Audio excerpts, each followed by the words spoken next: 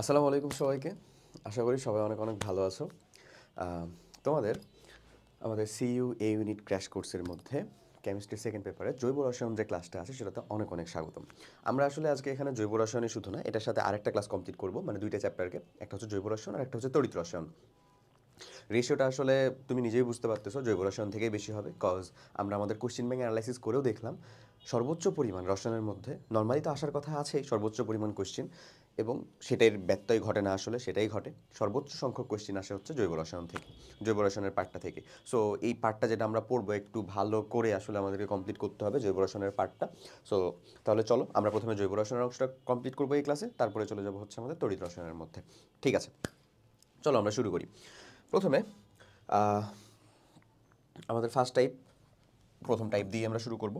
ফার্স্টে যেটা আমাদের আসছে কোশ্চেনটা, এই টাইপ থেকে আমাদের রিসেন্ট ইয়ারের কোশ্চেনটা আসে না, 17-18 সেশনে লাস্ট কোশ্চেন আসছিল। সেটা হচ্ছে দেখো কাইন্ড অফ বলতেছে গ্লিসারিনের কার্যকরী মূলক হচ্ছে কি।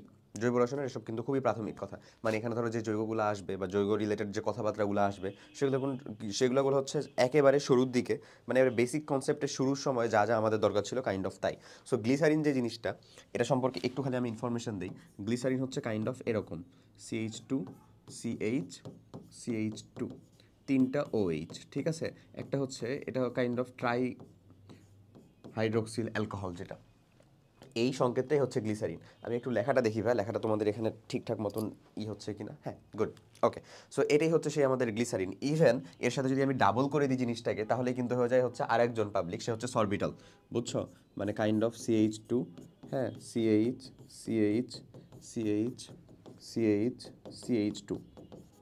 দেখো তো 6টা হয়েছে না? 6টা হয়েছে। এখানে যদি প্রত্যেকটায় তুমি হাইড্রোক্সিল যুক্ত করে দাও, তাহলে যে জিনিসটা হয়েছে এটাই হয়ে গেছে আমাদের কী ভাবে বলো তো? সরবিটাল। কি নামের? সরবিটাল। এই জিনিসটাই হচ্ছে আমাদের ময়শ্চারাইজার।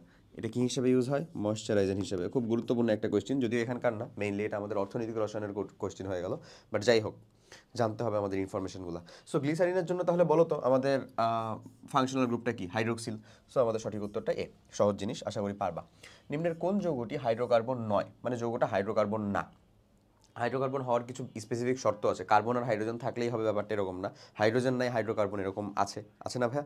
আবার ধরো যে আমাদের ওই যে শর্ত যেটা CnH2nO এরকম টাইপের কিছু, এটা তো ওই রকম না হলেও আমাদের হাইড্রোকার্বন হতে পারে, এটা কোনো ফ্যাক্ট না। সো এখানে দেখো আলটিমেটলি আমাদের পলিস্টাইরিন, টলুইন, বিটুমিন, পাইরল, কোন যৌগটি আমাদের হাইড্রোকার্বন না? সেটা হচ্ছে যে বিটুমিন। বিটুমিন মানে বিটুমিনাস কয়লা, এটা হচ্ছে টোটাল হাইড্রোকার্বনের আসলে মিশ্রণ, বুঝছো? দ্যাটস ওয়াই এটা। ওকে, পরের কোশ্চেনটাতে যাই। নিচের কোনটি অসম্পৃক্ত জৈব যৌগ? অসম্পৃক্ত জৈব যৌগ আমরা তাদেরকেই বলি, আমাদের যেই জৈব যৌগের অ্যালিফেটিক যে জৈব যৌগ ছিল তাদেরকে দুই ভাগে ভাগ করতাম আমরা। একটা সম্পৃক্ত অংশ ছিল, একটা অসম্পৃক্ত অংশ ছিল।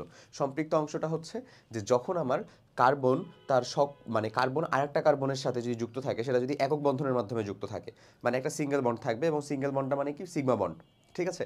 যদি এরকমটা না হয়, কার্বন এবং আরেকটা কার্বন পরমাণু আছে, তাদের মাঝে যদি আমাদের ডাবল বা ট্রিপল বন্ড থাকে, তাহলেই তাদেরকে আমরা বলবো অসম্পৃক্ত যৌগ, ঠিক আছে। সো অসম্পৃক্ত হাইড্রোকার্বন বলতে মেনলি বোঝায় অসম্পৃক্ত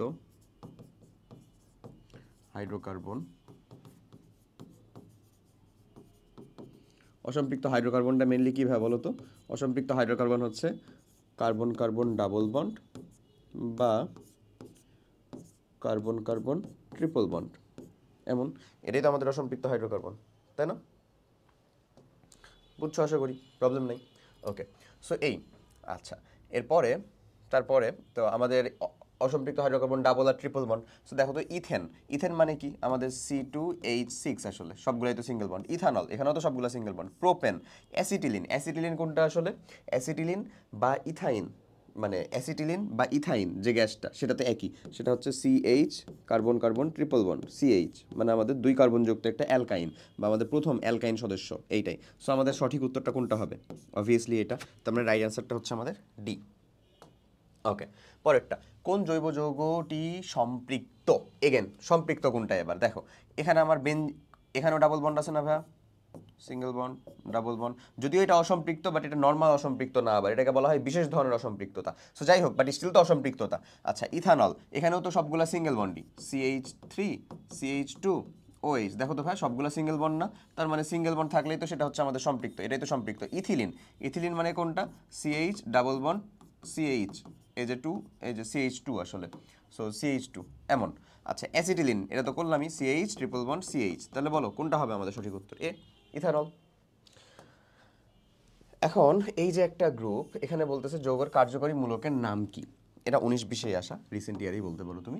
সো আমাদের কার্যকরী গ্রুপ মূলকটা হচ্ছে এখানে আসলে OH বা অ্যালকোহল, কিন্তু এখানে অ্যালকোহল তো অপশনে আছে, বাট দুইটা অ্যালকোহল, মানে এই দুইটা তো আমার অপশনে উত্তর হবেই না, এই দুইটা বাদ। 1 ডিগ্রি অ্যালকোহল আর 3 ডিগ্রি অ্যালকোহল। সো আমরা একটা অ্যালকোহলের বা একটা জৈব যৌগের ডিগ্রিটা আসলে কেমনে নির্ণয় করি? বিশেষ করে অ্যালকোহলের কনসেপ্টে যদি আমি বলি, তাহলে অ্যালকোহলের ডিগ্রিটা হচ্ছে ভাই এরকম, যে ধরো একটা মানে যেই কার্বনের সাথে হাইড্রোক্সিল গ্রুপটা যুক্ত, ভালো করে বুঝো, যে কার্বনের সাথে আমার কে যুক্ত বলো? হাইড্রোক্সিল গ্রুপটা যুক্ত। এই যে হাইড্রোক্সিল গ্রুপটা আমার যে কার্বনের সাথে যুক্ত, এই কার্বনটা আমার যতগুলা কার্বনের সাথে যুক্ত তার ডিগ্রি তত। এই কার্বনটা আমার যতগুলা কার্বনের সাথে যুক্ত, ধরো এই কার্বনটা আমার 3টা কার্বনের সাথে যুক্ত আমি দিলাম, তার মানে এটা কত ডিগ্রি অ্যালকোহল? 3 degree alcohol. ধরো এই কার্বনটা যদি আমাদের দুইটার সাথে যুক্ত হইতো, ধরো এটা যদি দুইটার সাথে যুক্ত হতো, এই যে একটা দুইটার সাথে যুক্ত হতো, তাহলে এখানে একটা H যুক্ত হইতো, তাহলে এটা তখন আমার কত ডিগ্রি হয়ে যেত? 2 ডিগ্রি অ্যালকোহল। আবার এটা যদি মাত্র আমার একজনের সাথে যুক্ত হইতো, একজনের সাথে যদি মাত্র যুক্ত হতো, তাহলে এখানে H দুইটা হয়ে যেত, তখন এটা আবার কত degree alcohol? 1 degree alcohol. So এইটা এরকম, মানে যেহেতু মাত্র একটা কার্বনের সাথে যুক্ত, সো এইরকমই একটা ফিগার তুমি এখানে দেখতে পাচ্ছ না ভাইয়া? দেখো তো, এই যে সি, এই কার্বনটা, এই কার্বনের সাথেই তো আমার এই হাইড্রোক্সিল গ্রুপটা যুক্ত, এবং এই কার্বনটা আসলে কতগুলা কার্বনের সাথে যুক্ত? একটা মাত্র কার্বনের সাথে যুক্ত, বাকি দুইটা তো হাইড্রোজেন দ্বারা ফিল আপ হয়েছে না?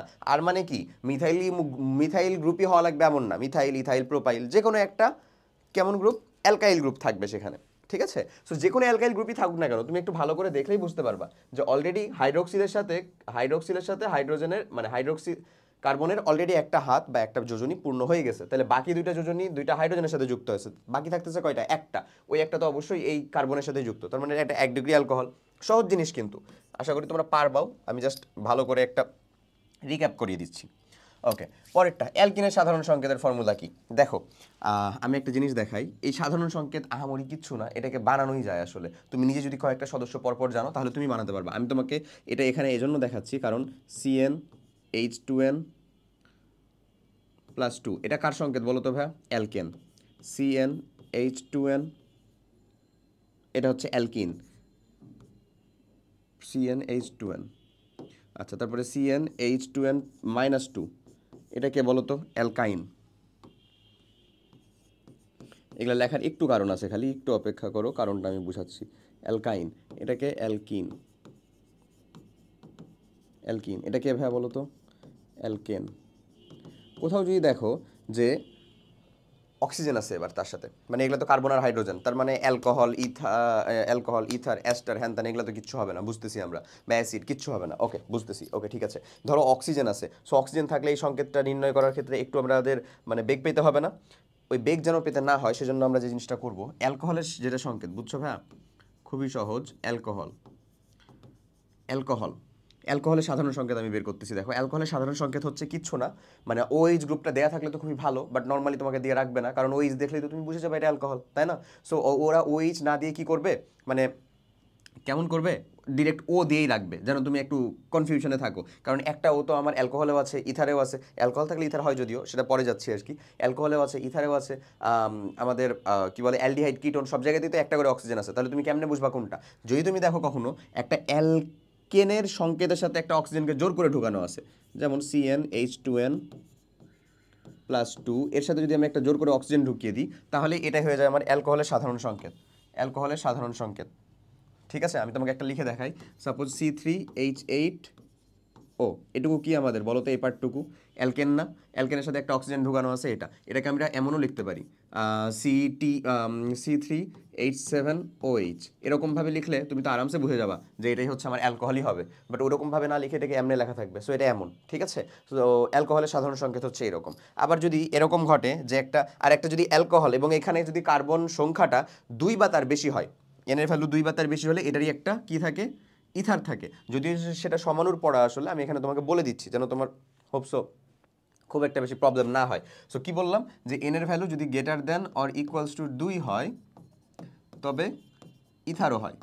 এটা কার সংকেত হবে? ইথারও হবে, ঠিক আছে? আচ্ছা, আর যদি এরকমটা ঘটে কখনো, হ্যাঁ, যে একটা অ্যালকিনের সাথে একটা অক্সিজেনকে জোর করে লাগানো আছে, CnH2nO, এটুকু কি একটা অ্যালকিন না ভাই? অ্যালকিনের সাথে যদি একটা অক্সিজেনকে জোর করে লাগানো থাকে, তাহলে সেটাকেই আমরা বলবো হচ্ছে এটা নর্মালি, মানে এক কার্বন থেকে শুরু হলেও এটা আমাদের অ্যালডিহাইড হবেই।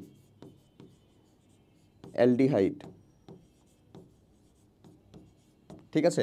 যেমন ধরো আমি যদি লিখি প্রথম আমাদের অ্যালডিহাইডটাকে বলো তো HCHO, তাই না? ফর্মালডিহাইডও নিশ্চয়ই HCHO, ফর্মালডিহাইড। এখানে কার্বন, হাইড্রোজেন, অক্সিজেনের সংখ্যাটা দেখো, অনুপাতটা মিলে কিনা? মিলবে, ঠিক আছে?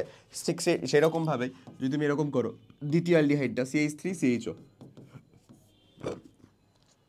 মিলতেই হবে। আচ্ছা, অ্যালডিহাইড থাকলে নর্মালি তার একটা কার্যকারীমূলক সমাণু কি থাকে? সেখানে কিটোন থাকে। তবে এখানে একটা কাহিনী আছে, সেটা হলো কিটোনের প্রথম সদস্য কত থেকে শুরু হয় বলো তো ভাই? 3 থেকে। সো কিটোনের প্রথম সদস্য 3 থেকে, মানে এখানে যদি আমাদের কার্বনের নাম্বারটা, অর্থাৎ এই যে এন এর ভ্যালুটা, এটা 3 বা তার বেশি হয়, তাহলেই সেটার একটা কি থাকবে? কিটোন থাকবে। এটা যদি 3 বা তার বেশি হয় তাহলে সেটার কিটোন থাকবে। আমি ব্যাপারটা আর একটু ফ্রেশ করে বুঝাচ্ছি প্রয়োজনে। দেখো এই যে এরকমভাবে আমি দিলাম, তো এখানে যদি আমরা বলে দিলাম যে n is greater than or equal যদি 3 হয়, তবে কি এটা এই সংকেতটাই আমাদের কিটোনের জন্য প্রযোজ্য হবে। কিটোনও হবে, কিটোনের সাথে আরেকটা জিনিসও হয় কি জানো? এটা একেবারে টটোমারিজমে নিয়ে চলে গেলাম, ভেতরের কনসেপ্টে যাচ্ছি আর কি। সো কিটোনও থাকবে, আরেকটা হচ্ছে অ্যালকিনের অ্যালকোহলও থাকে। অ্যালকিনের অ্যালকোহল, আমি যেহেতু এখানে ঢুকতেছি আমি একটু বুঝিয়ে দিই জিনিসটা কেমন। সো ওই যে এইটার সাথে অক্সিজেন যুক্ত করলে অ্যালকোহল, এর সাথে এরকমভাবে অ্যালকোহল। সে অ্যালকিনের সাধারণ ফর্মুলা তো ছিল হচ্ছে এই আমাদের এইটা, এর নিয়ে কোনো ইস্যু নাই। আমি জাস্ট এই কথাটুকু একটু বুঝিয়ে দিচ্ছি, এই যে এই পার্টটুকুই। দেখো কাহিনী হচ্ছে যে সাপোজ আমাদের, তাহলে এটা হবে কত বলো তো? C3H6O, 3 বা তার বেশি হলেই হবে। সো দেখো আমি এটা এরকমভাবে লিখছি না, লিখেছি এটা। তাহলে আমাদের এখন কি হবে? তুমি চোখ বন্ধ করে বলতে পারো এটা আমাদের অ্যালডিহাইড হবে, কারণ একটা অ্যালকিনের সাথে জোর করে একটা কি ঢুকানো আছে? অক্সিজেন ঢুকানো আছে। ওকে, সেটা যদি অ্যালডিহাইড হয়, অ্যালডিহাইডের সাধারণ সংকেতটা কেমন? CH3CH2CHO, এমনি লিখতে থাকবা। মিলে গেছে। দেখো এই যেটা একটা অ্যালডিহাইড, এটা একটা কিটোন হওয়া সম্ভব। এটারই একটা কার্যকরীমূলক সমাণু কেমন হওয়া সম্ভব? কিটোন হওয়া সম্ভব। C+O CH3, দেখো তো ভাই তৈরি হওয়া সম্ভব না? সম্ভব। এই যেটা তৈরি হলো সেটার আবার একটা অ্যালকিনের অ্যালকোহল তৈরি হওয়াও সম্ভব। অ্যালকিনের অ্যালকোহল তৈরি হওয়াও সম্ভব। CH3COH+CH2। দেখো এটা কি একটা অ্যালকিনের অ্যালকোহল না? তুমি দেখো তো কার্বন, হাইড্রোজেন, অক্সিজেনের সংখ্যাটা সব কিছু ঠিক আছে কিনা? হোপসো ঠিক থাকার কথা, এবং কোনো ঝামেলা হওয়ারও কথা না। সো এটা এরকমভাবেও তৈরি হয়, মানে যেহেতু এটা আমাদের সমানুতার কথা, সো এটা এদিক দিয়ে আসলে এদিক দিয়েও আসা পসিবল। ক্লিয়ার না ভাইয়া? ওকে, ডান। এই হচ্ছে আমার টোটাল এখানকার সমানুর কথা, ওটাই আমি তোমাকে ওখানে বুঝাইছিলাম। ওকে, সো চলো পরের কোয়েশ্চেনে যাই, নাহলে এভাবে কনসেপ্টের ভিতরে ঢুকতে থাকলে রে মানে আমরা আলহামদুলিল্লাহ হচ্ছে যে লেকচার কমপ্লিট করতে পারবো না। বাট স্টিল আমরা হচ্ছে যে সকল আমার রিলেভেন্ট কনসেপ্ট সেটা আমাদেরকে পড়া লাগবেই, ওটা পড়তেই হবে। ওকে, সো এই যে দেখো সমানুতার ভিতরে আমরা চলে আসছি আসলে। সো এই যে একটা অ্যালকোহল, এটা কি আমাদের বলো তো ভাই? এটা কি অ্যালকোহল না? 2 কার্বনযুক্ত একটা অ্যালকোহল। এইটা কি আমাদের 2 কার্বনযুক্ত একটা ইথার। সো অ্যালকোহল আর ইথার আসলে পারস্পরিক কি সমাণু? কার্যকারীমূলক সমাণু। সো সঠিক উত্তরটা হচ্ছে এই, কারণ এই কার্যকারীমূলক OH, সেটা কার্যকারীমূলক এখানে হচ্ছে ORR, এমন, ঠিক আছে? আচ্ছা, সো কার্যকারীমূলক সমাণু শেষ। পরে এই যে এইটা আর এইটা মধ্যে বিদ্যমান সমানুতাটা হচ্ছে কেমন? তুমি দেখো ভাইয়া আমরা এটাকে কেমনে বের করবো আসলে? তুমি যদি কার্বন, হাইড্রোজেন, অক্সিজেনের নাম্বারটা চিন্তা করো, দুইটা যোগে সেম পাবা তুমি, যেহেতু সমাণু বলেই দিচ্ছে তার মানে সমানুতা হবেই। আচ্ছা, সো এটা কোন ধরনের সমাণু হবে? এটাকে কি কার্যকারীমূলক সমাণু বলবো? নিশ্চয়ই না। কার্যকারীমূলক সমাণু আমরা কাদেরকে বলি? যখন দুইটা মৌলের মধ্যে কার্বন, হাইড্রোজেন, অক্সিজেন হোক, অথবা পরমাণুর সংখ্যা, যেটা আমরা বলতেছি পরমাণুর সংখ্যাটা অপরিবর্তিত থেকে স্বতঃস্ফূর্তভাবে কোনো একটা কার্যকারীমূলক অন্য একটা কার্যকারীমূলকে রূপান্তর হচ্ছে। ব্যাপারটা এরকম। এখানে কি কার্যকারীমূলকে চেঞ্জ হয়েছে? নিশ্চয়ই না। এখানেও ডাবল বন্ড আমার কার্যকারীমূলক, এখানেও আমার ডাবল বন্ড কার্যকারীমূলক। বাট এটার যখন আমি নাম বলবো তখন এটার নাম বলবো হচ্ছে আমি বিউটিন 1 বা বিউট 1 ইন। এটার নাম বলবো আমরা বিউট 2 ইন বা বিউটিন 2 বা 2 বিউটিন, হটএভার। কি চেঞ্জ হচ্ছে তাহলে? পজিশন বা অবস্থান কার? কার্যকারীমূলকের। সো এই সমানুতাটাকে আমরা কি বলবো? অবস্থান সমানুতা বলবো। সো দ্যাটস ওয়াই আমাদের সঠিক উত্তর হচ্ছে কোনটা? সি। ওকে, পরের কোশ্চেনটা এই যে নামকরণটা ভাই পড়িস ভালো করে, বুঝছিস? নামকরণটা থেকে আলহামদুলিল্লাহ একটা কোশ্চেন চলে আসতে পারে। আচ্ছা, সো নামকরণটার জন্য খুব কঠিনভাবে নেওয়ার কিছু নাই। নামকরণটাকে আমরা সিম্পলভাবে, প্রথমে তো তুমি যখন হচ্ছে যে একটু, আমি বলবো যে সাপোজ তুমি একটা মানে শেখার লেভেলে আসো, নামকরণটা স্টিল, তখন তুমি চেষ্টা করবে হচ্ছে কোশ্চেনের মধ্যে না করে সুন্দর করে এই জায়গাটাকে একটু ভেঙে লেখার, আর কিছু না। আমি বলতেছি না যে তুমি এখানে এই যে হাইড্রোজেনগুলোকে ভেঙে লেখো, এরকম না। এই যে এই জায়গাগুলো যেগুলো দেওয়া আছে এগুলোকে একটু খালি হালকা করে ভেঙে নাও, যদি খুবই সহজ হবে তোমার জন্য। তাহলে ওটা করে ফেলি আমি, CH3, হ্যাঁ, যেন কোনো ঝামেলা না পাইতে হয় তোমার। এই কার্বনটাকে আমি লিখলাম, তারপরে এখানে কয়টা আছে CH3 দেখো তো ভাই? 2টা। এই যে CH3 দিলাম একটা, এই যে CH3 দিলাম একটা।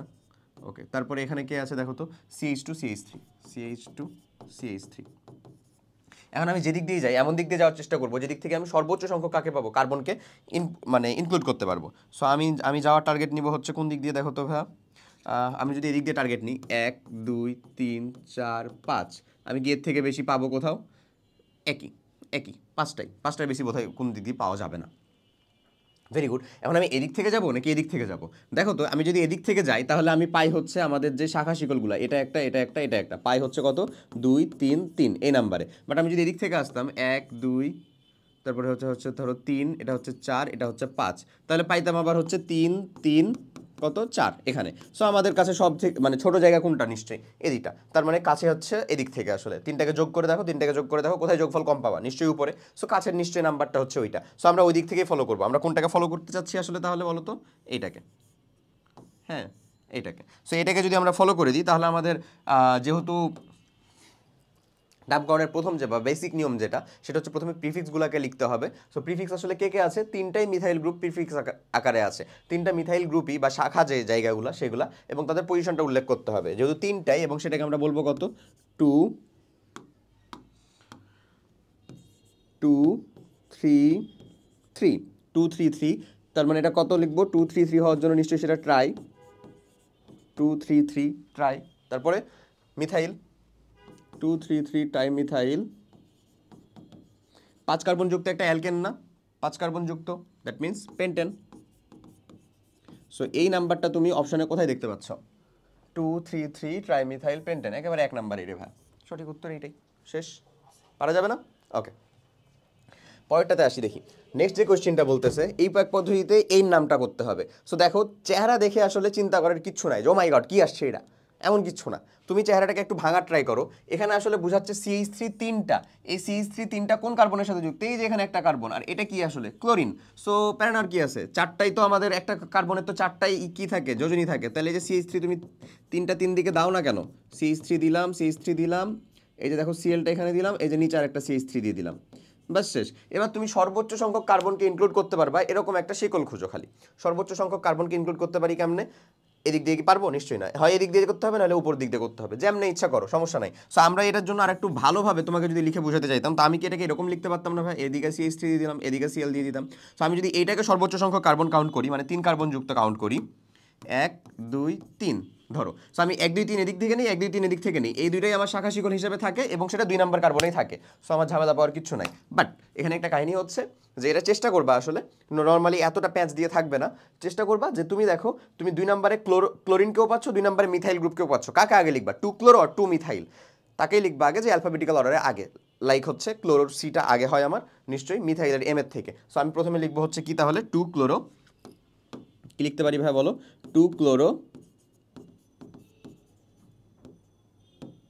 2 ক্লোরো, ওকে 2 ক্লোরো, তারপরে 3 মিথাইল, সরি 3 কেন রে, 2 নাম্বার, 2 নাম্বারেই তো আছে, 2 মিথাইল, 3 কার্বন যুক্ত কে? প্রোপেন। শেষ। দেখো তো কোথায় আছে ভাই? 2 ক্লোরো 2 মিথাইল প্রোপেন, 1 নাম্বার অপশনে। বোঝা যাচ্ছে কেমনে করতেছি আমরা? ওকে, পরেরটাই দেখি। কোনটি আলোক সক্রিয় যৌগ? আচ্ছা, ফর্মিক অ্যাসিড আলোক সক্রিয় যৌগ হওয়ার ক্রাইটেরিয়া কি ভাই বলো তো? কাইরাল কার্বন থাকা লাগবে, chiral carbon must. And what is chiral carbon? Chiral carbon জিনিসটা আবার কি? কাইরাল কার্বন জিনিসটা হচ্ছে কার্বনের চারটা যোজনী যদি 4টি ভিন্ন একযোজী গ্রুপ দ্বারা যুক্ত থাকে বা পূর্ণ হয়। কার্বনের জানি আমরা, তাই না? কার্বনের 4টি যোজনী বা 4টা হাত, 4টা ভ্যালেন্সি, যাই বলো না কেন, যোজনী যদি 4টি ভিন্ন একযোজী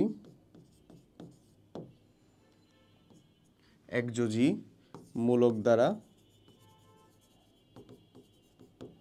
পূর্ণ হয়,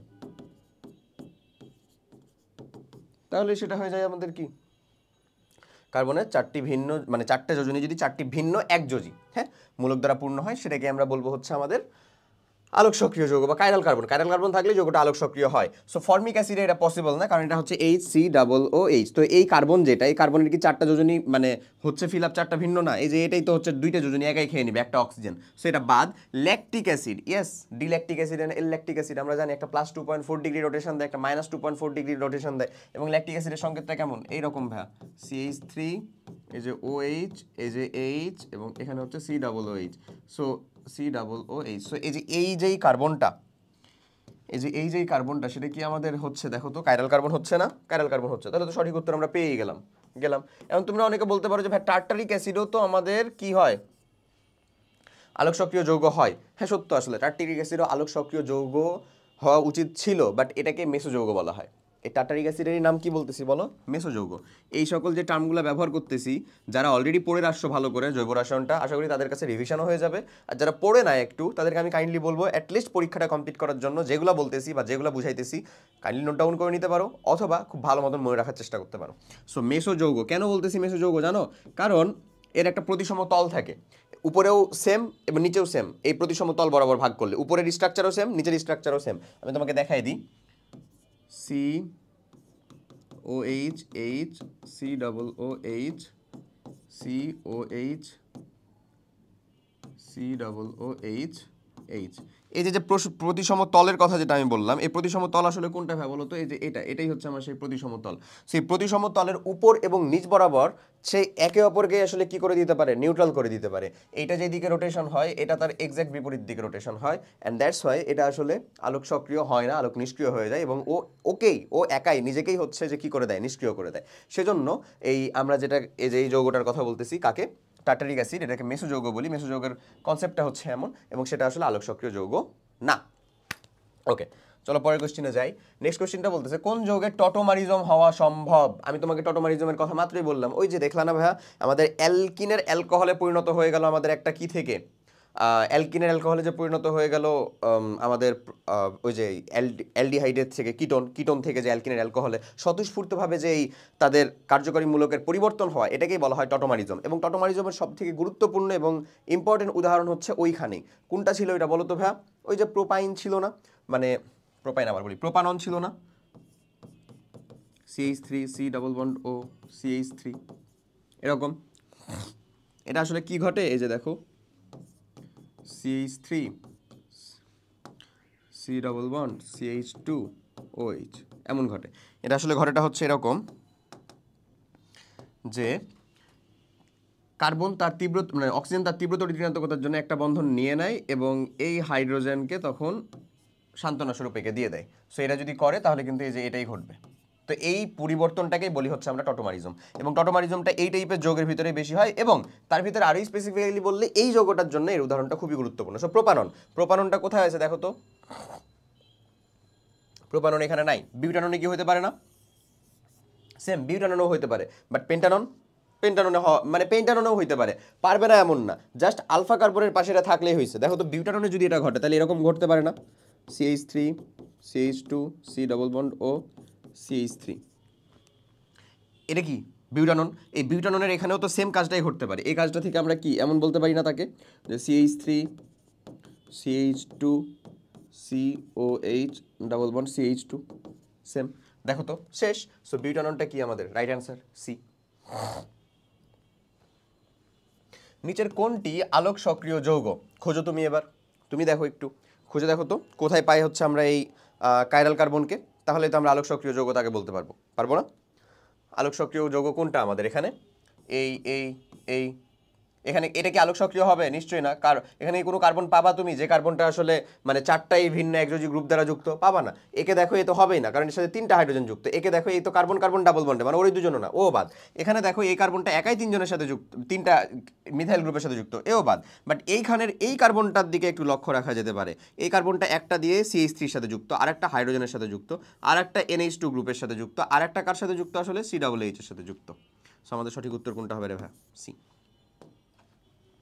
নিচের কোনটি ফ্রি রেডিক্যাল, ফ্রি রেডিক্যাল কোনটা, ফ্রি রেডিক্যাল মানে হচ্ছে যদি সুষম বন্ধন বিভাজন ঘটে তাহলে সেপারেটলি কার্বন নিয়ে সরে যায়। যেমন হচ্ছে কার্বনের এই ক্ষেত্রে বন্ধন ঘটতে পারে যদি দুই পাশে সেম পরিমাণ জিনিস থাকে। যেমন হচ্ছে ধরে নাও আমি এটা একটা ইথেন লিখতেছি CH3 সো এই যে ইথেন থেকে যদি আমাদের এরকমভাবে একটা বন্ধন বিভাজন ঘটে, তাহলে এদিকেও দেখো প্রতিসম, এদিকেও প্রতিসম না। সো দুইটা পার্টি সেপারেট তাদের ইলেকট্রন নিয়ে সরে আসে। সো সেপারেট তাদের ইলেকট্রন নিয়ে সরে আসলে এই ব্যাপারটা থাকে হচ্ছে H3C, এই যে তার ইলেকট্রনটা, এই যে CH3, এই যে তার ইলেকট্রনটা। সো এটাকেই আমরা বলি কি ফ্রি রেডিকাল। দেখো তো এখানে ফ্রি রেডিকালটা কোনটা, ই নাম্বারে আছে না, এই যে এটা আর কি এইখানে হইতো এমন। ক্লিয়ার? কার্বনিয়াম আয়নের স্থায়িত্বের ক্রম নিচের কোনটি?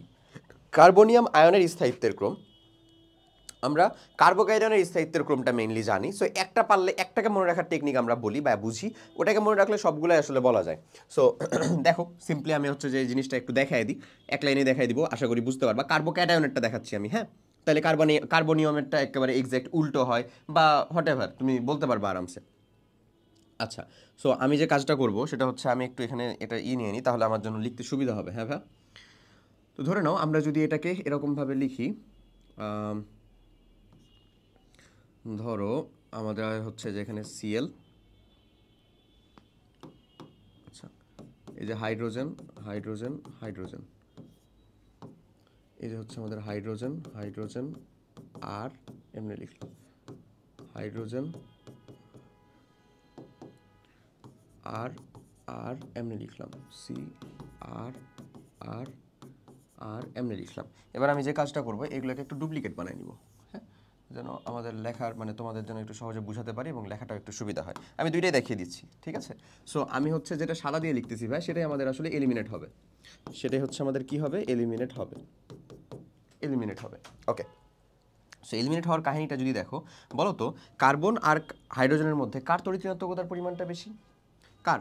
নিশ্চয়ই আমার কার্বনের। সো এখান থেকে যদি চলে যায় হাইড্রোজেনটা, তাহলে এই নেগেটিভ চার্জে চার্জিত হবে, তার মানে এও নেগেটিভ চার্জে হাইড্রোজেনটা ভেঙে চলে গেলে। আবার ক্লোরিন আর কার্বনের ভিতরে কার তড়িৎ ঋণাত্মকতা বেশি? নিশ্চয়ই ক্লোরিনের। সো এই যদি চলে যায় তাহলে পজিটিভ চার্জে, তার মানে আমরা বুঝতে পারতেছি উপরের যে গ্রুপটা আছে সেটা হচ্ছে আমাদের কার্বোক্যাটায়নের গ্রুপ, নিচের যে গ্রুপটা আছে সেটা হচ্ছে আমাদের কার্বনায়ন বা কার্বনিয়াম আয়নের ভিতরে নেগেটিভ চার্জের যেটা গ্রুপ সেটা হচ্ছে নিচে। তো এখানে আমাদের মনে রাখার টেকনিকটা কি? মনে রাখার টেকনিকটা হলো এমন যে তুমি অলওয়েজ মাথায় রাখবে একটা জিনিস। সাপোজ আমরা এই যে এটাকে মনে রাখার একটা টেকনিক শিখবো, ওটা দিয়ে আমরা বাকিগুলোকে মনে রাখতে পারবো, কার্বোক্যাটায়নকে। এবং এখানে যে এই এতগুলা লেখার মানেটা কি দেখো, ডিগ্রি, এই যে এটা যেটা আমাদের সেটা হচ্ছে আমাদের আসলে 1 ডিগ্রি। কোনটা বলো তো ভাইয়া? এই যে এটা হচ্ছে আমাদের 0 ডিগ্রি, এটা হচ্ছে আমাদের 1 ডিগ্রি, এটাকে বলতেছি আমরা 2 ডিগ্রি, এটা হচ্ছে আমাদের 3 ডিগ্রি। মানে যেই 3 ডিগ্রি, মানে যেই কার্বনটাকে আমরা কাউন্ট করতেছি, ওই কার্বনটা আমার কতগুলো কার্বন পরমাণুর সাথে যুক্ত সেটাই হচ্ছে তার ডিগ্রি। যেমন এই কার্বনের পজিটিভ চার্জ, সেই কার্বনটা আমার শুধুমাত্র কোনো কার্বনের সাথে যুক্ত নাই, দ্যাটস ওয়াই সেটাকে আমরা 0 ডিগ্রি বলতেছি। এই কার্বনটার দিকে লক্ষ্য রাখলে দেখবা এই কার্বনটা আমার একটা অ্যালকাইল গ্রুপ, মানে নিশ্চয়ই মিনিমাম এখানে একটা অন্তত কার্বন আছে, মিনিমাম একটা আছে আর কি। সো মিনিমাম একটা থাকলেই একটা CH3 আছে, তার মানে এটা হচ্ছে আমাদের সেই কার্বোক্যাটায়ন গ্রুপ, মানে একটার সাথে যুক্ত 1 ডিগ্রি, এভাবে এটাকে এরকম। সো এটা আমাদের নিশ্চয়ই এও তিনজনই। এখন দেখো যে জিনিসটা মনে রাখতে হবে, হাইড্রোজেন সবসময় হচ্ছে ইলেকট্রন দানকারী গ্রুপ, হাইড্রোজেন হচ্ছে কি ইলেকট্রন দানকারী গ্রুপ। সো পজিটিভ চার্জ দিয়ে কার্বন তার পজিটিভ চার্জ দিয়ে, মানে কি বোঝাচ্ছে? ল্যাক অফ ইলেকট্রন, মানে ইলেকট্রন নাই, সে কিছুটা অস্থিতিশীল, বাট তাকে ইলেকট্রন দিচ্ছে এখানে কয়জন? 3জন, 3টা হাইড্রোজেন। এখানে কয়জন দিবে বলতো? 5টা হাইড্রোজেন। এখানে কয়টা দিবে বলতো? 7টা হাইড্রোজেন। এখানে কয়টা? মিনিমাম 9টা হাইড্রোজেন। এই যে এখানে 3টা, এখানে হচ্ছে 3 3 6 আর 1 7 7টা, এরকম ভাবে। সো এর কাছে ল্যাক অফ ইলেকট্রন, মানে কিছুটা অস্থিতিশীল ছিল, বাট 3টা হাইড্রোজেন তাকে ইলেকট্রন দিচ্ছে। তো 3টা হাইড্রোজেন থেকে ইলেকট্রন পেলে সে কিছুটা শান্ত হবে। বাট 3টা হাইড্রোজেনের কাছে ইলেকট্রন পেলে বেশি শান্ত হবে নাকি 9টা হাইড্রোজেন থেকে ইলেকট্রন বেশি শান্ত হবে? নিশ্চয়ই 9টা হাইড্রোজেন থেকে ইলেকট্রন পেলে। সো দ্যাটস ওয়াই সক্রিয়তার ক্রমটা কিরকম হবে বলতো? সক্রিয়তা না, স্থিতিশীলতার ক্রমটা হবে হচ্ছে সব থেকে বেশি স্থিতিশীল এ, তারপরে হচ্ছে এ, তারপরে হচ্ছে এ, বা আমরা বলতে পারি স্থিতিশীলতার ক্রমটা হচ্ছে 3 2 1 0। ঠিক একই রকম ভাবে এটাতে চিন্তা করো, নেগেটিভ চার্জ মানে অলরেডি ইলেকট্রন আছে তার কাছে, ইলেকট্রন আছে, আবার 3জন মিলে তাকে ইলেকট্রন দিচ্ছে। এমন এখানে হচ্ছে কয়জন মিলে ইলেকট্রন দিচ্ছে? 9জন মিলে ইলেকট্রন দিচ্ছে। অলরেডি ইলেকট্রন আছে, অলরেডি সে অস্থিতিশীল, তারপরে আবার 9জন ইলেকট্রন দিচ্ছে। তাহলে সব থেকে বেশি অস্থিতিশীল হবে কোথায়? এখানে। তার মানে এইটার অনুযায়ী কার্বনায়নের অনুযায়ী স্থিতিশীলতার ক্রমটা হবে কিরকম? এরকম। তার মানে 0 ডিগ্রি সব থেকে, তারপরে 1, তারপরে 2, তারপরে 3, বা আমরা বলতে পারি 1 2 3। সো আমাদের সঠিক উত্তরটা যদি আমরা এখানে কাউন্ট করি তাহলে আসবে হচ্ছে আমাদের 1 2 3, এমন না? শেষ। ওকে, চলো পরেরটা দেখি। অ্যারোমেটিক যৌগে যে আমাদের 4n+2 সংখ্যক পাই ইলেকট্রন থাকে সেটা আসলে কার নিয়ম? হাকেলের নিয়ম। বি, জানি আমরা নিশ্চয়ই। কোন যৌগটি অর্থপ্যারা নির্দেশক? অর্থপ্যারা নির্দেশক বা যারাই অর্থপ্যারা নির্দেশক তারাই হচ্ছে আমার বলা হয় সক্রিয়কারী পাবলিক। সো এটা আমাদের মেসোমারিক ইফেক্ট এবং ইন্ডাকশন ইফেক্ট মানে প্লাস এম প্লাস মানে ইন্ডাকশন ইফেক্ট এবং মেসোমারিক ইফেক্ট দিয়ে আসলে পড়তে হয়। সো আমি একটা সিম্পল টেকনিক শিখাই দিই, ওইটা টেকনিকে অ্যাপ্লাই করবা, ইনশাল্লাহ আজীবন কাজে লাগবে। মেডিকেল অ্যাডমিশনের জন্য না, ভার্সিটি অ্যাডমিশনের জন্য একটু ডিটেল পড়া দরকার। ভার্সিটি অ্যাডমিশনের জন্য এটা শিখাচ্ছি। হ্যাঁ, মেডিকেলের জন্য একটা শর্টকাট আছে, ওটা সবসময় কাজে লাগে না, দ্যাটস ওটা শিখে খুব একটা বেশি হেল্প হবে না তোমার, আশা করি। সো ধরুন একটা বেনজিন, এই বেনজিন গ্রুপের সাথে আমাদের এক্স আর ওয়াই যুক্ত আছে। সাপোজ এক্সটাকে যে ডিরেক্ট আমার কার সাথে যুক্ত, এর সাথে কার্বন বলয় মানে কার্বনের সাথে যুক্ত বা বেনজিন বলয় যুক্ত, সেই হচ্ছে আমাদের এক্স। এখন if electron negativity EN, electron negativity of X is greater than Y, তাহলে যদি এমন হয় ইলেকট্রন নেগেটিভিটি যদি এক্সেরটা বেশি হয়, এক্স এ আর ওয়াই, তো এক্সেরটা যদি ইলেকট্রন নেগেটিভিটি বেশি হয় তাহলে সেটা হবে হচ্ছে আমাদের ওপি ডিটারমিনেন্ট, ওপি নির্দেশক। এবং অর্থপ্যারা নির্দেশক মানে হচ্ছে আমরা বলতে পারি সক্রিয়কারী। কি বলতে পারি? সক্রিয়কারী। আর যদি এটা উল্টা হয় তাহলে উল্টা হলে অর্থপ্যারা নির্দেশক না, মেটা নির্দেশক এবং নিষ্ক্রিয়কারী। সো আমাদের এখানে একমাত্র সঠিক উত্তর হচ্ছে এইটাই। দেখো এখানে ভালো করে বুঝো, এখানে হচ্ছে আমার এক্স কে হবে কার্বন, ওয়াই কে হবে মানে অক্সিজেন। এখন তুমি বলতে পারো ভাই ওয়াই তো আমরা হাইড্রোজেনকেও নিতে পারতাম। না, যদি এমন হয় যে আমার এক্স এর সাথে একাধিক মূলক যুক্ত আছে, একাধিক ওয়াই জেড হ্যান ত্যান এরকম একাধিক যুক্ত আছে, তাহলে তার ভিতরে আমরা ওয়াই কে কাউন্ট করব হচ্ছে ওই যে হচ্ছে যারা এক্স এর সাথে যুক্ত তাদের ভিতরে যে সব থেকে বেশি তড়িৎ ঋণাত্মক সে। সো এখানে দেখো এইচ আর হাইড্রোজেন অক্সিজেনের ভিতরে তড়িৎ ঋণাত্মক কে বেশি? অক্সিজেন নিশ্চয়ই। সো অক্সিজেন হচ্ছে আমাদের ওয়াই, তাহলে এখানে নিশ্চয়ই এই শর্তটা উল্টাভাবে ফলো করতেছে, দ্যাটস ওয়াই সেটা হচ্ছে আমাদের মেটা নির্দেশক বা নিষ্ক্রিয়কারী। এখানেও সেম টু সেম কার্বন আর অক্সিজেন, এখানে দেখো অক্সিজেনই হচ্ছে আমাদের এক্স আর হাইড্রোজেন হচ্ছে কি আমাদের ওয়াই। সো তাহলে এখানে সঠিক উত্তরটা কিন্তু আমাদের চলে আসতেছে সি নাম্বারে, এখানেও মিলায় দেখো তুমি। ওকে, নেক্সট কোশ্চেনটা বলে এই যৌগে সিগমা বন্ধন কয়টা রয়েছে? বলো তো এটা কত? 1 2 3 4 5, 5 কার্বন যুক্ত একটা অ্যালকাইন। 5 কার্বন যুক্ত অ্যালকাইনের সংকেতটা কত হবে ভাই বলো তো? 5 কার্বন যুক্ত একটা অ্যালকাইনের আর তো কিছু নাই আছে রে, কিচ্ছু নাই। 5 কার্বন যুক্ত একটা অ্যালকাইন মানে C5H কত হবে? 5 দুগুণা 10 মাইনাস 2 8,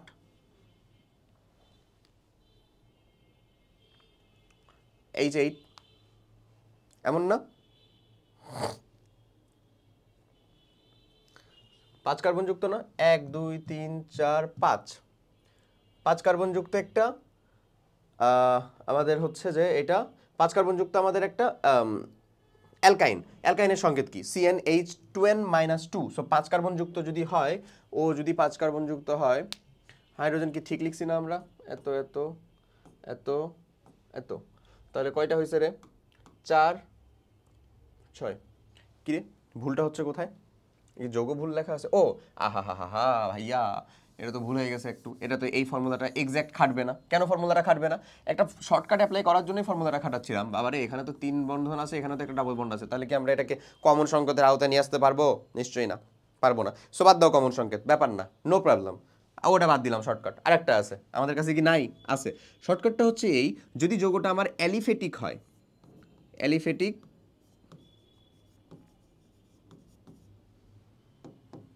অ্যালিফেটিক বলতে আমি কি বুঝাচ্ছি ভাই?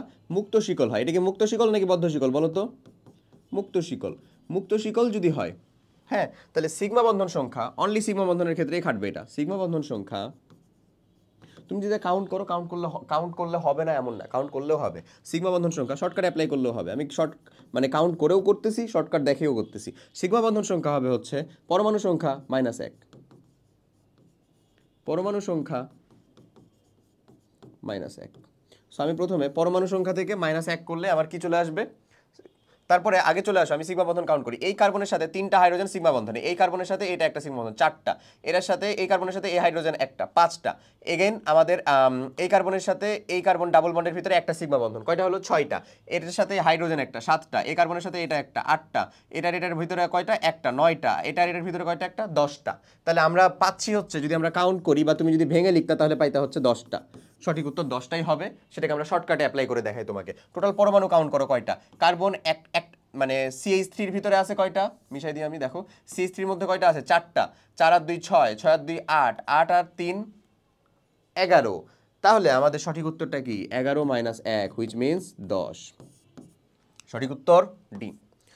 শর্টকাট কাজ করবে না? কেন করবে না বলো? অবশ্যই করবে। ঠিক আছে, সো এমন।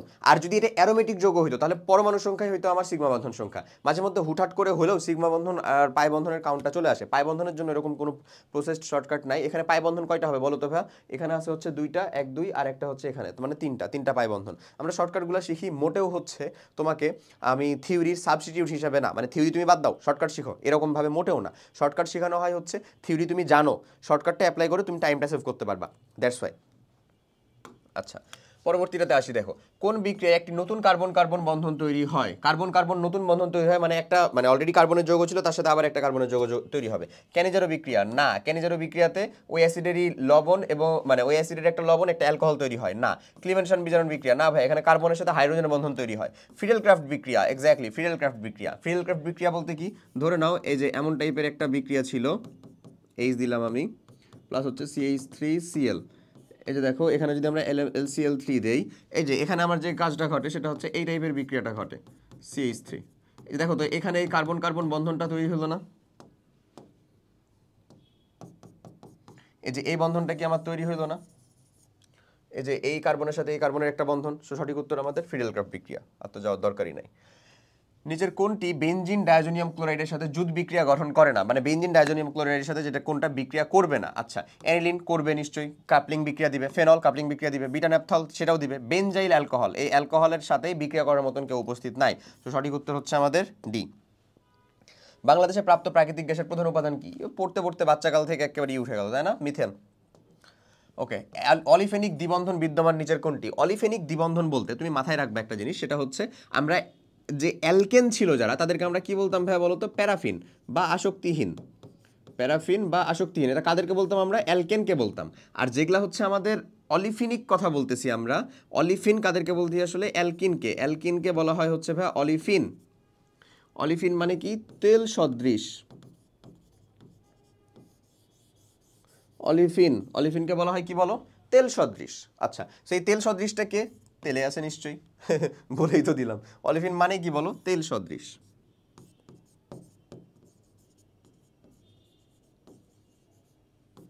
আচ্ছা, পরেরটাতে, নিচের কোন যৌগটিতে অলিফিনিক দ্বিবন্ধন আছে? সেম, তেল। নিচের কোন যৌগটি ক্ষারীয় পটাশিয়াম পারম্যাঙ্গানেটের সাথে বিক্রিয়া করে না? আমি বারবার বলি কোশ্চেন পড়ার সময় কাইন্ডলি একটু এগুলোর দিকে মনোযোগ দিবা, মনোযোগ দিবা, ঠিক আছে? করে না কোনটা? ওকে, সো মানে ক্ষারীয় পটাশিয়াম পারম্যাঙ্গানেটের সাথে বিক্রিয়া করবে কে কে? ডাবল বন্ড আর ট্রিপল বন্ড, তাছাড়া তার কেউ করবে না, তাই না? সো ডাবল বন্ড কোথায় দেখতেছি আমরা? দেখো তো এখানে ডাবল বন্ড, এখানে নিশ্চয়ই ট্রিপল বন্ড ছিল। আচ্ছা, এখানে নিশ্চয়ই ডাবল বন্ড আছে। এই যে ডাবল বন্ড, এটা তো বিশেষ ধরনের ডাবল বন্ড, এ তো আমার বিক্রিয়া করে না, তার মানে সঠিক উত্তর আমাদের এই। আর এখানকার ডাবল বন্ড বিক্রিয়া করবে, মানে অ্যালকেন অ্যালকিন বিক্রিয়া করবে। এখানেও কিন্তু ডাবল বন্ড আছে, কোথায়? বেনজিনের মধ্যে। বাট বেনজিনের অসম্পৃক্ততা আমরা জানি, বিশেষ ধরনের অসম্পৃক্ততা, এবং সেটা প্রমাণ করার জন্য আমি ব্রোমিন পানি পরীক্ষা এবং পটাশিয়াম পারম্যাঙ্গানেট পরীক্ষাও করি। পটাশিয়াম পারম্যাঙ্গানেট পরীক্ষাও সে দেয় না, ব্রোমিন পানি পরীক্ষাও সে দেয় না।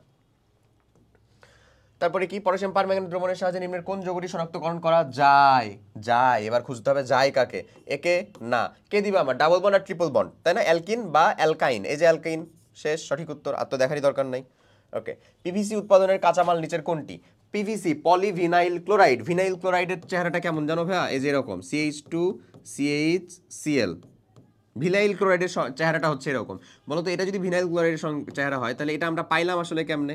এই যে এর সাথে যোগ করে প্লাস HCl যদি করো, তাহলে দেখো একটা সংযোজন বিক্রিয়া দিবে, এবং সংযোজন বিক্রিয়া দিলেই এটা তৈরি হয়, তৈরি হয় না? তার মানে মাদার কম্পাউন্ড আসলে কোনটা হচ্ছে? এটাই না? সো এই ইথাইন। ক্লিয়ার? কাঁচামাল। ইথিন থেকে কি পাইতাম এরকম কিছু? নিশ্চয়ই না। ওকে, সিলভার দর্পণ পরীক্ষা দেয় কোন যৌগ? সিলভার দর্পণ পরীক্ষা দিবে হচ্ছে আমাদের অ্যালকাইন একগুলা দেয়, বাট অ্যালকাইন একের থেকেও যদি অপশনে কখনো দেখো অ্যালকাইন একও আছে, আবার হচ্ছে তোমার কাছে ইও আছে, অ্যালডিহাইডও আছে। সো অ্যালডিহাইডটা বেশি ওই বিক্রিয়ার জন্য বেশি সক্রিয় অ্যালকাইন একের থেকে, হ্যাঁ। সো দেখো এখানে হচ্ছে আমাদের অ্যালকাইন এক, প্রোপাইন এবং প্রোপানোন কি আমাদের অ্যালকোহল? না সরি, কি আমাদের অ্যালডিহাইড? নিশ্চয়ই না, মানে ওটা বাদ, এটা তো কিটোন এই সিলভার দর্পণ পরীক্ষা দেয় না। সিলভার দর্পণ পরীক্ষা মানে হচ্ছে আমাদের টয়লেট বিকারকের যে পরীক্ষাটা সেটা। সো প্রোপানল, অ্যালকোহলও দিবে না। ইথিন না, প্রোপাইন, এই যে অ্যালকাইন এক না, এটা দেখো তো CH3C ট্রিপল বন্ড CH, এটা ছাড়া কি আর প্রোপাইন তৈরি হওয়া সম্ভব? প্রোপাইনের তুমি এখানে দাও ট্রিপল বন্ড, অথবা এই কার্বনে দাও, আলটিমেটলি কি হবে সেটা? অ্যালকাইন একই তো হবে। সো সঠিক উত্তর আমাদের ডি। ওকে, যে বিটা কার্বনে যে বিটা কার্বনে কম সংখ্যক হাইড্রোজেন পরমাণু যুক্ত থাকে সে কার্বন থেকেই বেশিরভাগ হাইড্রোজেন পরমাণু অপসারিত হয়। এই নীতিটাই হচ্ছে আমাদের সাইজফের নীতি বা সাইজফের সূত্র। কার সূত্র বা কার নীতি বলো? সাইজফের নীতি বা সাইজফের সূত্র, অ্যালকিন প্রস্তুতি করার একটা নীতি। আচ্ছা, বেনজিন বলা হয় কার্বন দৈর্ঘ্য কত? 1.39 অ্যাংস্ট্রম, মাঝামাঝি একটা। হ্যাঁ, 1.39 অ্যাংস্ট্রম। এই ভ্যালুগুলো আমরা মনে রাখবো একটু। সব থেকে বেশি কোথায়? আমাদের সিঙ্গেল বন্ডে 1.54 অ্যাংস্ট্রম। যত তুমি বন্ড বাড়াবা তত হচ্ছে তাদের দৈর্ঘ্যগুলো কমতে থাকবে। বেনজিন বলা হয় সক্রিয়কারী মূলক কোনটি? এই যে সক্রিয়কারী মূলক, আসলে দেখে ফেলি, এটা আসলে NH2 ছিল। হ্যাঁ, আচ্ছা। সো এই যে এমন CO, এমন, এই যে এমন, এরা কেউ সক্রিয়কারী হবে? দেখো তো তুমি চিন্তা করে, হচ্ছে না। ডি একমাত্র হচ্ছে। কেন? ওই যে আমরা থিওরিটা তো তোমাকে এর আগের ওখানে ব্যাখ্যা করছিলাম, এই যে XY দিয়ে যেটা ব্যাখ্যা করলাম, তুমি একটু রিক্যাপ করে ওখানে দেখো, ওটা দেখেই তুমি অ্যাপ্লাই করে ফেলো। এই যে XY, সো এখানে কার তড়িৎ ঋণাত্মকতা বেশি? দেখো তো, X এর নিশ্চয়ই, বা নাইট্রোজেনের। তাহলে সেটা হলে সেটা অর্থপ্রাণ নির্দেশক হবে বা সক্রিয়কারী হবে, ওটাই হয়েছে। আচ্ছা, পরের কোশ্চেনটা কি বলে? নিচের কোনটি অনাদ্র অ্যালুমিনিয়াম ক্লোরাইডের উপস্থিতিতে বেনজিনের সাথে বিক্রিয়া করে টলুইন উৎপন্ন করে? এটা আমরা মাত্রই করলাম না? এই যে বেনজিনের সাথে, এই যে বেনজিন ছিল এখানে, অনাদ্র, এখানে তো আমাদের টলুইন উপস্থিত হয়েছিল, তাই না? এবং উপস্থিতটা কে ছিল এখানে? উপস্থিতটা ছিল হচ্ছে AlCl3। এমন। তো সঠিক উত্তরটা কোনটা হবে বলো? ডি। কোন যৌগটি ক্ষারীয় পটাশিয়াম পারম্যাঙ্গানেটের সাথে বিক্রিয়া করে না? কে করবে না? এই যে C6H6, রিপিটেড হয়েছে কোশ্চেনটা।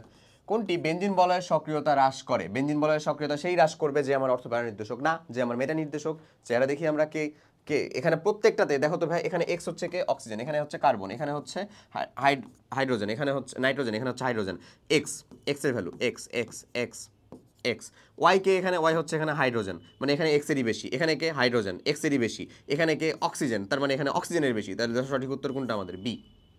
শেষ।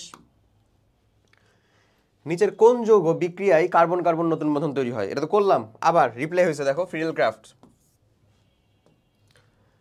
কোন অ্যালকোহলটি আয়োডোফর্ম পরীক্ষা দিবে? আয়োডোফর্ম পরীক্ষা দিবে, অ্যালকোহল যেগুলা দিবে, আয়োডোফর্ম বা হ্যালোফর্ম পরীক্ষা যেটা, হ্যাঁ, এটা মেনলি মিথাইল কার্বনিল গ্রুপযুক্ত CH3C ডাবল বন্ড O। এটার নামটা কি বলতেছি বলো? এই টোটাল জিনিসটার নামই হচ্ছে মিথাইল কার্বনিল গ্রুপযুক্ত, মিথাইল কার্বনিল যুক্ত অ্যালডিহাইড বা কিটোন যুক্ত কার্বনিল যৌগ। কার্বনিল যৌগ। এখন দেখো, কার্বনিল যৌগ, মিথাইল কার্বন যুক্ত কার্বনিল যৌগ। এটা কেন লিখলাম যে কার্বনিল যৌগ? কারণ এটা তো আমার অ্যাসিডেও থাকে, OH তো থাকে অ্যাসিডের এই দিকে। ও কি দিবে? উত্তর হচ্ছে না, ও দিবে না। আচ্ছা, তো যাদের কাছে এই গ্রুপটা থাকে তারাও দিবে, আর যে সকল অ্যালকোহলকে জারিত করার মাধ্যমে এই গ্রুপটাতে বুঝে যেতে পারবো তারাও দিবে। এখানে দেখো, 1 propanol, 2 propanol, 3 propanol, 4 propanol. So যদি 1 প্রোপানল হয় CH3 CH2 CH2OH, 1 প্রোপানলকে যদি তুমি জারিত করো তাহলে কিন্তু পাবা কি বলো তো? CH3 CH2 CHO। এখানে কি মিথাইল কার্বনিল গ্রুপটা আছে? ভালো করে দেখো তো, নাই আসলে, সত্য কথা। বাট অ্যালকোহলটা যদি আমার এমন হইতো, প্রোপানল 2 CH3 CHOH CH3, তাহলে কি কার্বনিল গ্রুপটা কি এখানে ক্রিয়েট হইতো না ভাই? এরকম হইতো না, CH3 C double bond O CH3। So দেখো তো, এটা তো কিটোন তৈরি হতো এটাকে জারণ করলে। সো আরামসে কি এখানে আমাদের হয়ে যেত না উত্তরটা? এই যে মিথাইল কার্বনিল এদিক থেকে অথবা এদিক থেকে, যে কোনো একদিক থেকে আসলেই তো মিথাইল কার্বনিল পেয়ে যাবা তুমি। তাহলে সঠিক উত্তর হবে আমাদের কোনটা বলো তো? প্রোপানল 2 না? 2। ফসজিন গ্যাসের সংকেত কোনটা? COCl2। কেমনে তৈরি হয় এটা? ক্লোরোফর্মের জারণের মাধ্যমে। আলোর উপস্থিতিতে অক্সিজেনের মাধ্যমে ক্লোরোফর্মের যদি জারণ হয় তাহলে সেখানে তৈরি হয় হচ্ছে ফসজিন গ্যাস। কার্বলিক অ্যাসিডের সংকেত হচ্ছে, কার্বলিক অ্যাসিড হচ্ছে আমাদের এক ধরনের অ্যাসিড, হ্যাঁ, যেই অ্যাসিডটাতে আমাদের কার্বক্সিলিক গ্রুপই নাই। বুঝা গেছে? এরকম দুইটা অ্যাসিড পাওয়া যায়, একটা হচ্ছে কার্বলিক অ্যাসিড আর একটা হচ্ছে আমাদের পিক্রিক অ্যাসিড। দুইটা অ্যাসিড, একটা হচ্ছে কার্বলিক অ্যাসিড, একটা হচ্ছে পিক্রিক অ্যাসিড। কার্বলিক অ্যাসিডটা নামটা শুনে যেরকম মনে হচ্ছে, আসলে ওই অ্যাসিডটা ওরকম না, এটা হচ্ছে জাস্ট ফেনল। বুঝছো? ফেনল। এটা কিন্তু সাপ তাড়াতে ব্যবহার হয় বলে আমরা জানি, পড়ি, থিওরিটিক্যালি আসলে ব্যবহার হয়, প্র্যাকটিক্যালি খুব বেশি কাজ করে না। যাক, তো দেখো, কার্বলিক অ্যাসিড, এটাই হচ্ছে আমাদের, ফেনলকেই বলা হয় carbolic acid. So hydroxyl group নাই এরকম অ্যাসিড এখন পর্যন্ত কয়টা বলো? দুইটা। একটা হচ্ছে হাইড্রোক্সিল গ্রুপ, আবার বলি কার্বক্সিলিক গ্রুপ নাই, কারণ অর্গানিক অ্যাসিড হইতে হলে তো এই যে এই জিনিসটা মাস্ট না আমাদের, COOH, এই জিনিসটা কি আমাদের মাস্ট না, কার্বক্সিলিক গ্রুপটা? বাট এইটা নাই, এরকম অ্যাসিড হচ্ছে দুইটা। একটা হচ্ছে এইটা কার্বলিক অ্যাসিড যেটাকে বলি, যেটার নাম হচ্ছে ফেনল, আর আরেকটা হচ্ছে পিক্রিক অ্যাসিড হচ্ছে এরই চাচাতো ভাই, এরকম, মানে ফেনল থেকে এটাকে নিয়ে আসা হয়, নাইট্রো গ্রুপগুলো এখানে যুক্ত করে দাও, 3টা নাইট্রো গ্রুপ যুক্ত হয় অর্থ প্যারা অবস্থানে। এই এটা হচ্ছে পিক্রিক অ্যাসিড, ওটা পিক্রিক, এটা কার্বলিক। সো সঠিক উত্তরটা আমাদের কোনটা বলো তো? ফেনল এটা। এরপরে তুমি দেখো অ্যালকোহল ও ফেনল উভয়ের সাথে বিক্রিয়া করে, অ্যালকোহল এবং ফেনল উভয়ের সাথে বিক্রিয়া করবে হচ্ছে ধাতব সোডিয়াম, এছাড়াও একটা জিনিস আমি খালি তোমাকে একটু বোঝাই, ধাতব সোডিয়াম এর সাথেও বিক্রিয়া করবে, এর সাথেও বিক্রিয়া করবে। সো ধাতব সোডিয়াম। এছাড়া অ্যালকোহলকে শনাক্তকরণের জন্য কিন্তু লুকাস বিকারক দিয়ে আমরা শনাক্তকরণ করি, তাই না? জিঙ্ক এবং অনাদ্র HCl, গাঢ় HCl এবং অনাদ্র জিঙ্ক, এইটা লুকাস বিকারক দিয়ে আমরা এটাকে শনাক্ত করি। এখন আমি তোমাকে একটা জিনিস বলি, সেটা হচ্ছে ফেনল শনাক্তকরণ কিন্তু আমরা ওটা দিয়ে করতে পারি না। ফেনল শনাক্তকরণের জন্য আমার কি আছে? ফেরিক ক্লোরাইডের দ্রবণ আছে, ব্রোমিন পানি পরীক্ষা আছে, এবং আর একটা পরীক্ষা আছে খুব গুরুত্বপূর্ণ, নামটা আমি ইমিডিয়েটলি আর কি ভুলে গেলাম এখন, নামটা বেশ গুরুত্বপূর্ণ ছিল। ওটা আমি হচ্ছে যে দেখি তোমাকে বলে দিচ্ছি আর কি, লিবারম্যান পরীক্ষা হচ্ছে আরেকটা। সো এই 3টার মাধ্যমে আমরা ফেনল পরীক্ষা করতে পারি। লিবারম্যান পরীক্ষা কেন বলতেছি ভাই? কারণ এই লিবারম্যান পরীক্ষার বিক্রিয়াগুলো আলহামদুলিল্লাহ এত পরিমাণে কঠিন, কারণ আমাদের যখন প্রথম ভার্সিটি ফার্স্ট ইয়ারে এই অর্গ্যানিকের পরীক্ষা ছিল। সো ওই লিবারম্যান পরীক্ষাটা মানে করতে তো পারছিলাম, কোনটার পরে কোনটা যোগ করে কি আসা উচিত করে ফেলতে পারছিলাম, আলহামদুলিল্লাহ বিক্রিয়া লেখার ক্ষেত্রে আটকে গেছি ভাই। পরে এটাকে মানে বকাবকি করে তারপরে আবার বলে দিছে স্যার, সেই রকম। তো যাক, আসো এরপরে বলতেছে নিচের কোনটি সর্বাধিক অম্লীয়, কোনটা সব থেকে বেশি অম্লীয় হবে? ওকে, দেখো সবগুলাই অ্যালকোহল দেওয়া আছে। অ্যালকোহল দেওয়া থাকলে তুমি মাথায় রাখবা, যার কার্বন শিকলের দৈর্ঘ্য যত কম সেটা তত বেশি অম্লীয় হবে। যদি সবগুলো অ্যালকোহল গ্রুপ দেওয়া থাকে অথবা অ্যাসিড গ্রুপ দেওয়া থাকে আর অন্য কিছু না থাকে, তাহলে সঠিক উত্তর কোনটা হবে বলো? এ। পরেরটা দেখি, RX কে যদি RONA দ্বারার সাথে ইথারীয় দ্রবণে উত্তপ্ত করি তাহলে কি তৈরি হবে? ইথারি তৈরি হবে। RX প্লাস হচ্ছে RONA। সো এখানে যে কাহিনীটা ঘটবে সেটা হচ্ছে এই যে দেখো, এ তো হচ্ছে মানে সিম্পল, তুমি প্লাস মাইনাস করলেই তোমার উত্তর হয়ে যায়। দেখো আর এর ভ্যালুটা মানে এক্স কি, হ্যালোজেন কি, অবশ্যই -1, তাহলে এ কী হবে? +1। এখানে আমার সোডিয়ামটা যদি আমাদের +1 হয় তাহলে টোটালটুকু কী হবে বলো তো?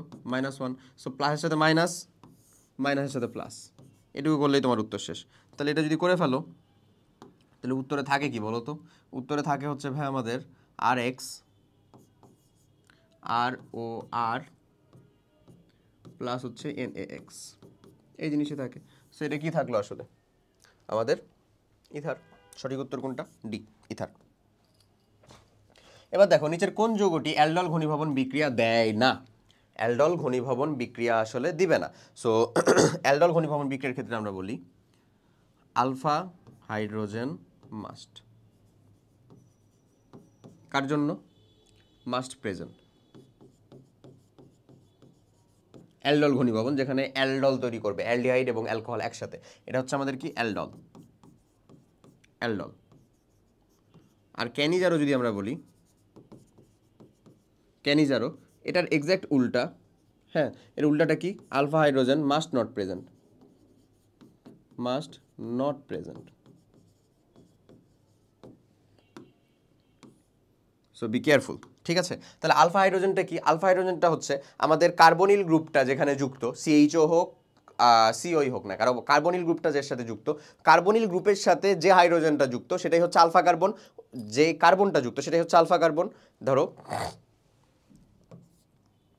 CHO, এখানে হচ্ছে আমাদের অন্য একটা কিছু আছে, ধরো এই কার্বন। সো এই যে এটা আমার ফাংশনাল গ্রুপ না ভাইয়া, এই ফাংশনাল গ্রুপের সাথে যে কার্বনটা যুক্ত সেটাই হচ্ছে আমাদের আলফা কার্বন। ওই আলফা কার্বনে যদি হাইড্রোজেন থাকে সেটাকে আমরা কি বলবো? Alpha hydrogen. এখানে আমি দেই নাই, বাট এখানে আমাদের কি হবে? ধরো এখানে 3 হলো, তাহলে এখানে কয়টা আলফা হাইড্রোজেন? 3টা। সো এরকম আমরা দেখবো। দেখো তো এই যৌগটার ভিতরে তো আলফা কার্বনই নাই, এটা তো আমার ফাংশনাল গ্রুপ। ফাংশনাল গ্রুপের সাথে তো কোনো কার্বনই যুক্ত নাই, মানে আলফা কার্বনই নাই। তাহলে আলফা কার্বনই যদি না থাকে রে বাবা, সেখানে কি আলফা হাইড্রোজেন থাকার কোনো পসিবিলিটি আছে? নাই। সো সঠিক উত্তর কোনটা? এই, কারণ যেটা অ্যালডল ঘনীভবন বিক্রিয়া দেয় না। অ্যালডল ঘনীভবন বিক্রিয়া দেওয়ার জন্য আলফা হাইড্রোজেন মাস্ট প্রেজেন্ট থাকা লাগবে, তাহলে যেখানে আলফা হাইড্রোজেন নাই সেই তো আমার অ্যালডল ঘনীভবন বিক্রিয়া দিবে না। সঠিক উত্তর ওইটাই। বাদ বাকি এদের প্রত্যেককে দেখো আলফা হাইড্রোজেন আছে। এটা আমাদের ফাংশনাল গ্রুপ, তার মানে এটা কি? Alpha carbon. আলফা কার্বনে কয়টা হাইড্রোজেন আছে? 2টা। এই যে একে দেখো, এখানে এও আমার আলফা কার্বন, এও আমার আলফা কার্বন, 2টাই। সো আলফা কার্বন এখানে কয়টা আছে? এই কার্বন ধরলে আমাদের 3টা, এই কার্বন ধরলে আমাদের 3টা, এখানে দেখো শুধু 3টা। এরপরে এই একটা বিক্রিয়া দেওয়া আছে, এই বিক্রিয়াটার নাম কি? চলো বিক্রিয়াটা আমরা একটু দেখি।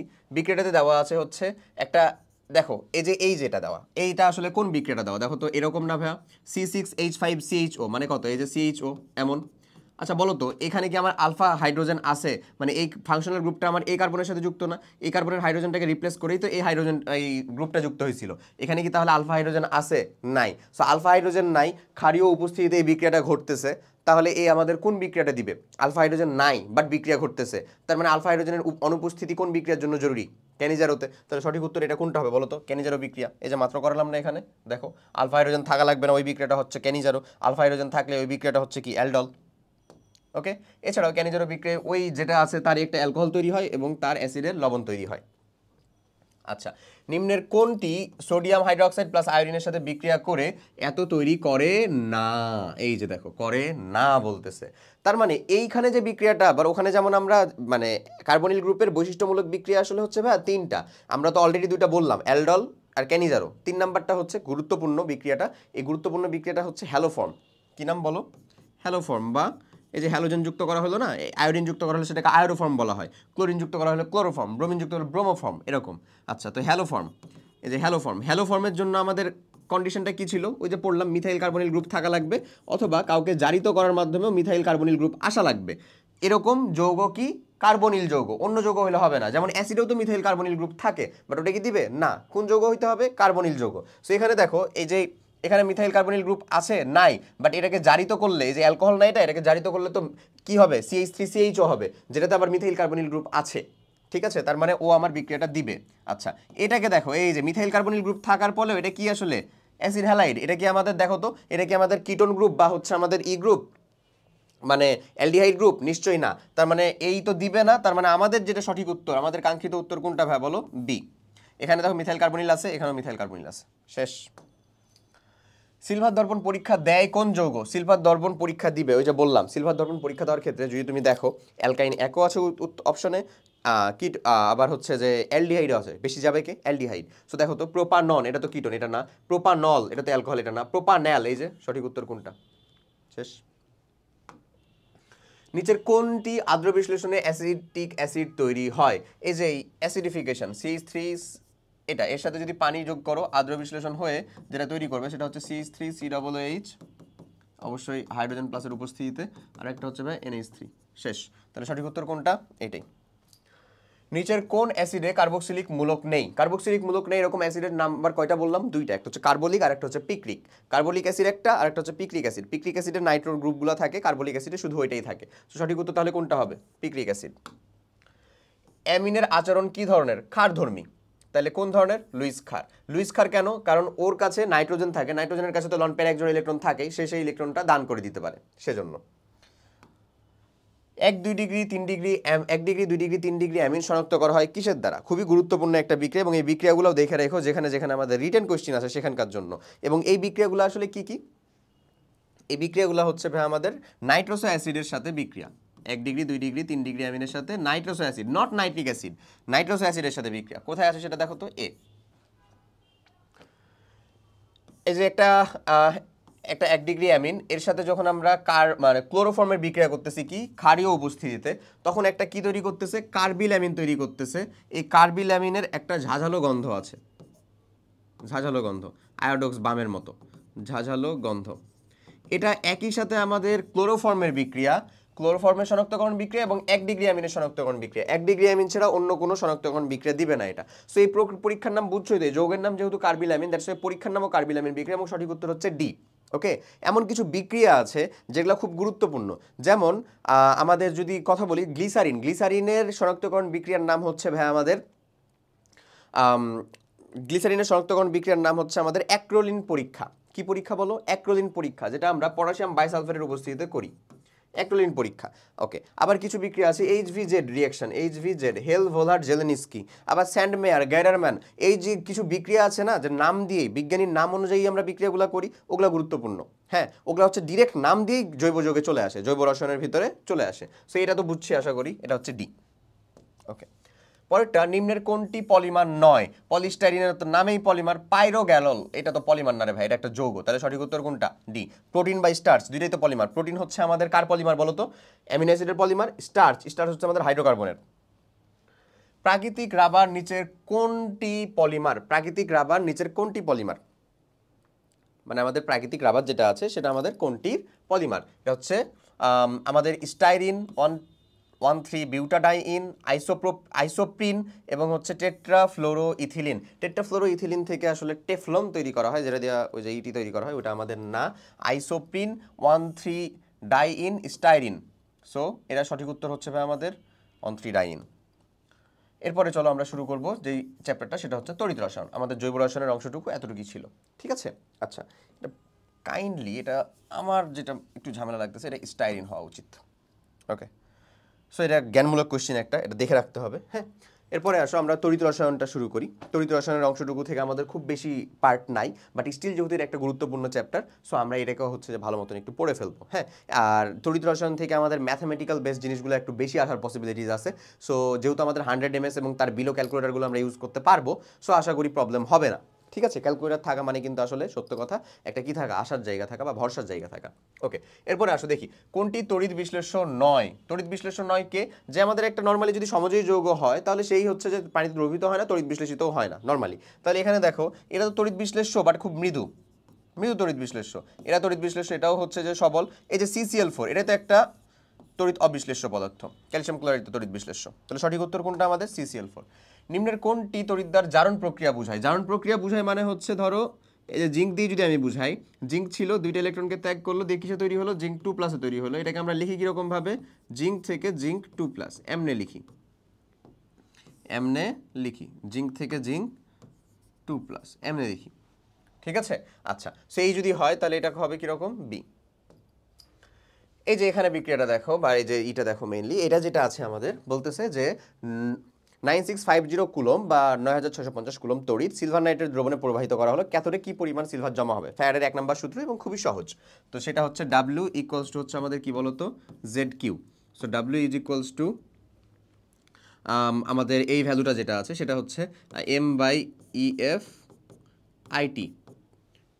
তড়িৎ পরিবহন করলাম আমি কত কুলম? আচ্ছা, টি এর তো দরকারই নাই ভাই, কিউই দেওয়া আছে। সো কিউই দেওয়া আছে, সো কিউটাই আমরা বসাই। এমটা কি আসলে সিলভার নাইট্রেটের দ্রবণ না? সো জমা হবে কি? নিশ্চয়ই সিলভার। সো সিলভারের ভরটা কত আমাদের? 108। এটা নর্মালি দেয়া থাকতে পারে, আবার তোমার করাও লাগতে পারে। সিলভারের জন্য যোজনী মান কত? 1। আর ফ্যারাডের ভ্যালু কত? 96500 কুলম ইন্টু হচ্ছে 9650। সো এটা তোমাকে ক্যালকুলেটার ছাড়াই করার মতন অপশন দিয়ে রাখছে আসলে তারা। এই ক্যালকুলেশন যদি করে ফেলো তাহলে নিচে থাকে হচ্ছে 10 দিয়ে যদি 108কে ভাগ দাও তাহলে থাকে হচ্ছে 10.8 গ্রাম। খুবই সহজ ক্যালকুলেশন।